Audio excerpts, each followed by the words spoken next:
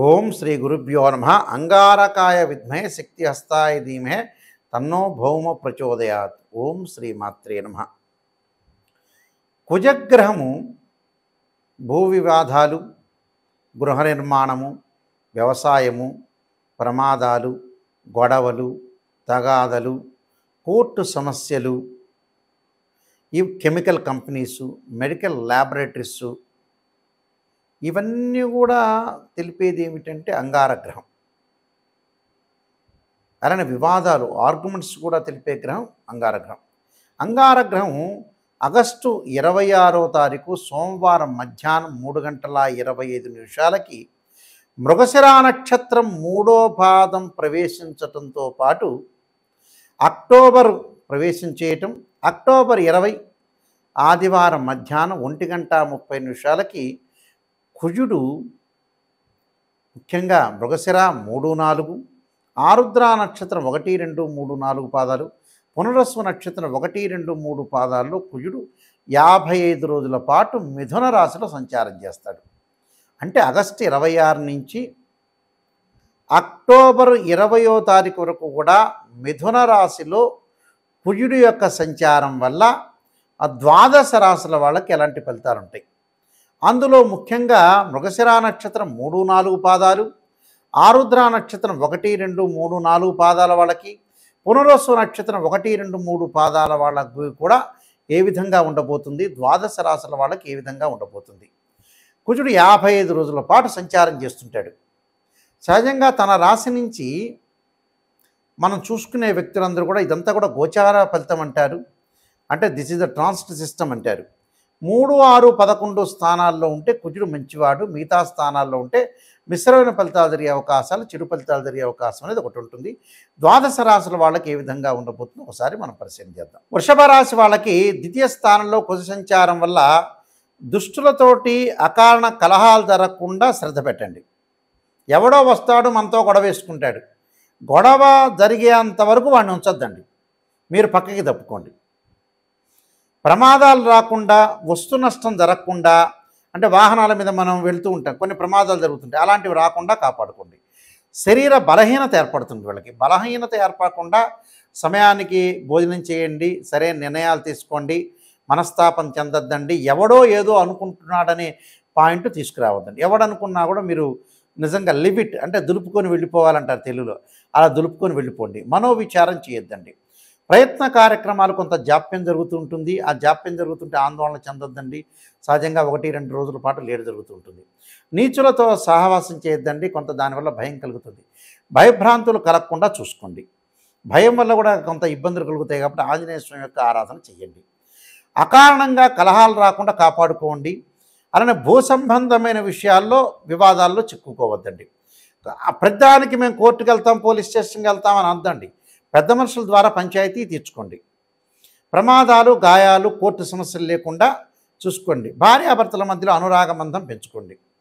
అంటే ఏదో భార్య ఒక మాట అనగానే భర్త స్పందించడం, భర్త ఒక మాట అనగానే భార్య స్పందించొద్దండి.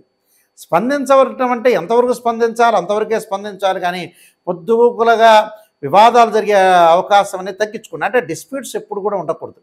ఒక బాండింగ్ అనేది ఉండాలి, వివాదాలు లేకుండా లౌకిక జ్ఞానంతో ముందుకు వెళ్ళాలి.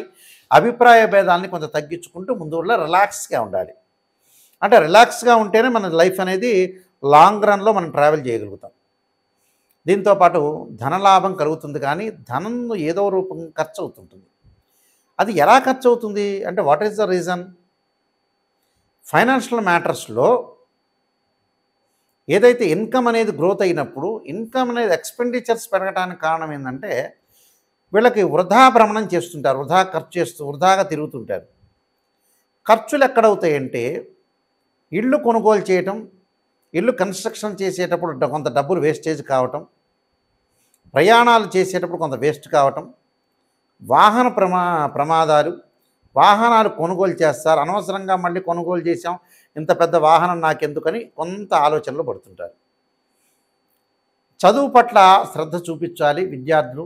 పోటీ పరీక్షల్లో నెగ్గాలంటే మిగతావన్నీ కూడా కాన్సన్ట్రేషన్గా తీసేసి ఎడ్యుకేషన్ పరంగానే ముందుకు వెళ్ళండి. మీరు ఎడ్యుకేషన్ చాలా ఇంపార్టెంట్ కాబట్టి స్త్రీలకి వచ్చేటప్పుడు కాళ్ళ నొప్పులు, చేతులు, ఏదైతే ఆర్థోపెడిక్ సంబంధించిన విషయాలు ఉంటాయో, మోకాళ్ళ నొప్పులు ఇలాంటివి, బ్లడ్ సర్క్యులేషన్లో కొన్ని ప్రాబ్లమ్స్ వస్తాయి. అంటే షుగరు, బీపీ ఉన్న వాళ్ళు కూడా శ్రద్ధ పెట్టండి. మంచి వైద్యాన్ని తీసుకోండి. వైద్యాన్ని తీసుకొని నేను చెప్పిన పరిహారాలన్నీ కూడా చేసుకోండి. నూతన వ్యాపారాలు మటుకు పెట్టకూడదు. ఉన్న వ్యాపారాన్ని కొనసాగించండి. వివాదాలు, ఆర్గ్యుమెంట్స్ లేకుండా ఉండటం అనేది చాలా మంచిది. ఈ రాశి వాళ్ళందరూ కూడా అంగారకుడి యొక్క అనుగ్రహాన్ని మనం ఎప్పుడూ కూడా పొందాలంటే కొన్ని మార్గాలు ఉన్నాయి. వేదాల్లో చెప్పినట్టుగా అంగారకుడి యొక్క జపం చేసుకోవాలి. ఏం జపం చేయాలి? అంగారకుడి యొక్క గాయత్రి మంత్రం ఉంటుంది, అంగారకుడి యొక్క శ్లోకము ఉంటుంది. మంగళవారం రోజున ప్రాతకాలంలో కానీ ప్రదోష కాలంలో కానీ చేయాలి.